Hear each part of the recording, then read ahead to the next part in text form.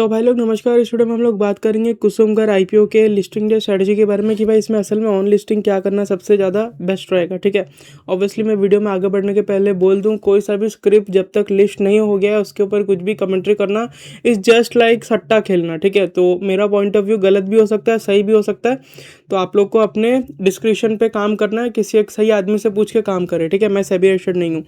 तो यार देखो, सबसे पहले अगर मैं आपको बोलूँ तो यार मेरे को एक भी लॉट का इसमें अलॉटमेंट नहीं मिला, एंड अगर आप लोग को अलॉटमेंट मिला तो वेरी बिग कॉन्ग्रेचुलेशंस। आपको इजीली 4,000 तक का प्रॉफिट तो होना ही है इसमें, क्योंकि कंपनी बहुत ही अच्छी है, तो इजीली 30% 35% प्लस का लिस्टिंग गेन तो होना ही है।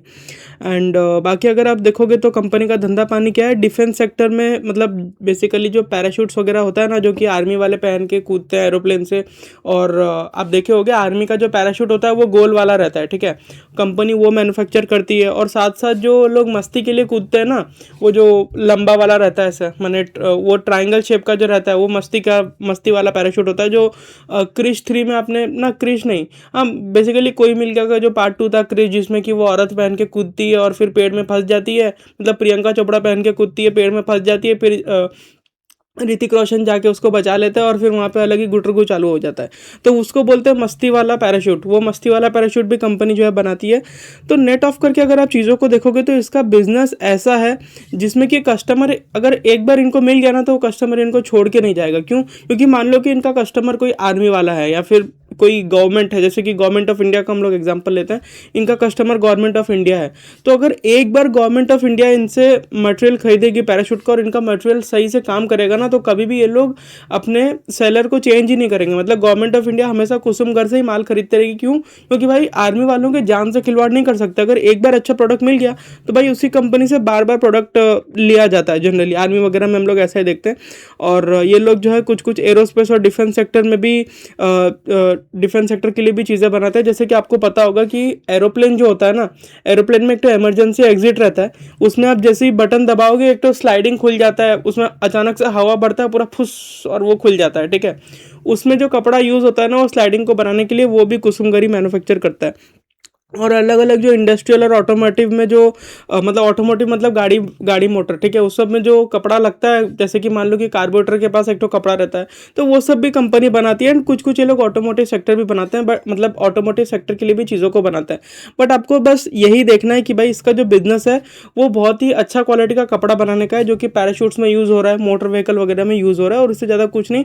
लेकिन बिजनेस मॉडल इनका बहुत ही अच्छा है। मान लो कि मर्सिडीज इनसे कोई फैब्रिक पार्ट लेती है जो कि वो अपने गाड़ी में लगा रहा है, ठीक है, तो ऑब्वियसली अगर उसके गाड़ी में इनका प्रोडक्ट सही से बैठ जाएगा तो बार बार मर्सिडीज इन्हीं से माल लेता रहेगा, क्योंकि भाई फिर इज्जत दाव पे लग जाता है। हाँ, अगर मारुति जैसी कोई कंपनी हो गई जो कि बहुत ही सस्ता गाड़ी बनाने पे फोकस करती है, तो उस केस में हो सकता है कि वो लोग कॉम्प्रोमाइज़ करे।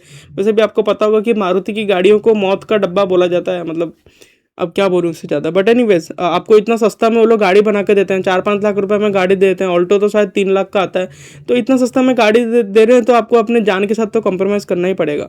तो बिजनेस आई होप आप लोग इसका समझ गए होगे, बहुत ही एक्स्ट्रा ऑर्डिनरी बिजनेस है। और अगर आप इसका फंडामेंटल्स देखोगे तो फंडामेंटल्स में भी कोई प्रॉब्लम नहीं है, और ये पूरा का पूरा ओएफएस था, तो ऑब्जेक्ट ऑफ द इशू देख के भी कोई मतलब नहीं है। सो हम लोग सीधा आते हैं फंडामेंटल्स को देखते हैं। तो बहुत ही अच्छा है। आरओई 25% का कोई प्रॉब्लम नहीं है, आरओसी 24% का कोई प्रॉब्लम नहीं है, डेट इक्विटी रेशो के हिसाब से कंपनी डेट फ्री है, और सब कुछ बढ़िया है कंपनी में, कुछ आप गलत निकाल ही नहीं सकते। लेकिन हम लोग को एक बार इसका इनकम देखना पड़ेगा। तो अगर आप देखोगे तो इनका इनकम में थोड़ा बहुत डी ग्रोथ हुआ है। डी ग्रोथ का रीज़न क्या है? पहले बहुत जोर का ग्रोथ हुआ था, 474 करोड़ से सीधा बढ़ के अगर आप 790 करोड़ पहुंचोगे, मतलब ऑलमोस्ट अगर आपका सेल वगैरह जो है 60-70% से बढ़ेगा, तो एक बार तो थोड़ा बहुत ड्रॉप आना ही है। इस ईयर में शायद इनको कोई एक्स्ट्रा ऑर्डिनरी कोई बड़ा ऑर्डर मिल गया होगा, और इस ईयर शायद से कोई अच्छा ऑर्डर नहीं मिला होगा, तो वो हिसाब से इनका सेल में थोड़ा बहुत ड्रॉप है। तो ये सेक्टर ऐसे ही परफॉर्म करता है, जैसे जैसे ये लोग ऑर्डर फुलफिल करेंगे इन लोग का कमाई बढ़ते रहेगा। और मेरे को ये कंपनी अच्छी लगती है, लेकिन क्या हम लोग को इसको लेके रखना चाहिए? जैसे कि अगर आप देखोगे तो इसका जो 419 रुपये में कंपनी अपना आईपीओ लेके आई थी, और जीएमपी के हिसाब से अगर हम लोग इसका लिस्टिंग का बात करें तो अनुमानित जो है वो मेरे को लगता है कि जीएमपी के हिसाब से लिस्ट होगा 35-36 पॉइंट के आसपास का इजी लिस्टिंग मिल जाएगा।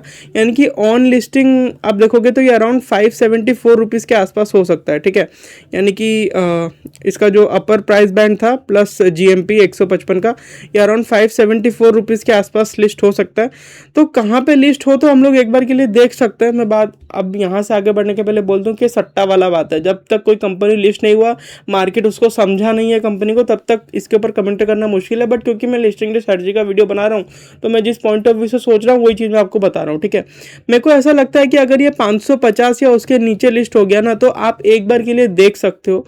और पर्सनली मैं स्टॉप लॉस वगैरह पे बिलीव नहीं करता हूँ, लेकिन अगर किसी को सेफ रहना हो तो आप इसमें अराउंड 515 के आसपास का स्टॉप लॉस लगा के रख सकते हो। लेकिन अगर आप मेरे से पूछोगे तो किसी भी आईपीओ कंपनी में बहुत बड़ा पोजीशन लिस्टिंग डे के दिन बनाना रिस्की हो सकता है, क्योंकि हमने पीछे देखा है कि एक्स्ट्रा ऑर्डिनरी आईपीओ आए थे, कुछ कुछ तो 100 पॉइंट का लिस्टिंग गेन दिए थे, लेकिन अभी वो अपना आईपीओ प्राइस को जस्ट टच करके ऊपर की तरफ आया। बजाज हाउसिंग फाइनेंस को देख लो, टाटा टेक्नोलॉजीज को देख लो, वही हाल है। तो आईपीओ कंपनी में बड़ा पैसा हड़बड़ी में नहीं डालना चाहिए। एक बार अगर मार्केट गिरने लगता है तो सबसे पहले इन्हीं का शेयर्स गिरते हैं, क्योंकि फिर हैंड चेंज नहीं हुए होते हैं, स्ट्रॉन्ग हैंड्स में नहीं गए हुए होते हैं। जो शेयर रिटेल के पास होता है वो लोग धपाधप माल बेचते हैं, तो वो एक तो प्रॉब्लम क्रिएट होता है। बट मेरे को लगता है कि अगर ये 550 के आसपास लिस्ट हो जाए तो वो एक तो बेहतर जगह होगा एंट्री करने के लिए, with the stop loss of 515 rupees and target तो यार मैं नहीं बोलूँगा, वो आप अपने हिसाब से देख लेना। ये जैसे कि मान लो कि 500 से बढ़ के 560 हो गया, तब अपना स्टॉप लॉस को भी 515 से बढ़ा के 525 कर देना। वो अगर 600 हो गया तब अपना स्टॉप लॉस को बढ़ा के 530 540 के आसपास ले आना। ऐसे करके आप ट्रेल करते करते ऊपर की तरफ चलना, और इतना तो कॉमन सेंस होगा। तो टारगेट के बारे में बात करें कोई मतलब नहीं है, क्योंकि यार कंपनी कैसे क्या परफॉर्म करेगा लिस्टिंग के बाद वो तो पता ही नहीं ना हमको। बट बिजनेस वगैरह देखते हुए लगता है कि अभी कंपनी जिस वैल्यूएशन में अपना आईपीओ लेके आई है, यानी कि इनका जो मार्केट कैप है वो अराउंड 4400 करोड़ के आसपास का है, और नीचे अगर आप इसका सेल देखे होगे तो अराउंड 711 करोड़ के आसपास का है। तो अराउंड ये लोग अपना आईपीओ जो है, अगर हम लोग 4400 को एक सेकेंड डिवाइड करें 7700 से, सॉरी मतलब 6.2 के आसपास का मार्केट कैप टू सेल्स है, जो कि मेरे को लगता है कि इतना कोई ख़राब नहीं है। क्योंकि अगर आप दूसरे डिफेंस स्टॉक्स को देखोगे तो उनका मार्केट कैप टू सेल्स अच्छा हो रखा है। मतलब यार पूछो ही मत, आप पारस डिफेंस को देख लो, एमटार को देख लो, अनाप शनाप कुछ भी मार्केट कैप हो रखा है। तो वही हिसाब से आपको देखना चाहिए, एंड उस हिसाब से कंपनी ठीक लगती है और कोई प्रॉब्लम मेरे को दिखता नहीं है। एंड वैल्यूएशन वाइज जैसे कि मैं आपको बोला ठीक ठाक ही है। और एक बार के लिए अगर हम देखें तो इनका जो नेट प्रॉफिट है वो कितना है, प्रॉफिट आफ्टर टैक्स 98 करोड़ का है, ठीक है। 12-13 पॉइंट के आसपास का प्रॉफिट आफ्टर टैक्स है। एबिटा भी अगर हम देखें तो बढ़िया 20-25 पॉइंट के आसपास का है। कोई प्रॉब्लम है ही नहीं कंपनी में, हर फंडामेंटली कोई प्रॉब्लम नहीं है, ना ही बिजनेस मॉडल वाइज प्रॉब्लम है। तो कंपनी ठीक लगती है। आई होप आप लोग को वीडियो पसंद आया होगा। इस वीडियो में इतना ही रखते हैं।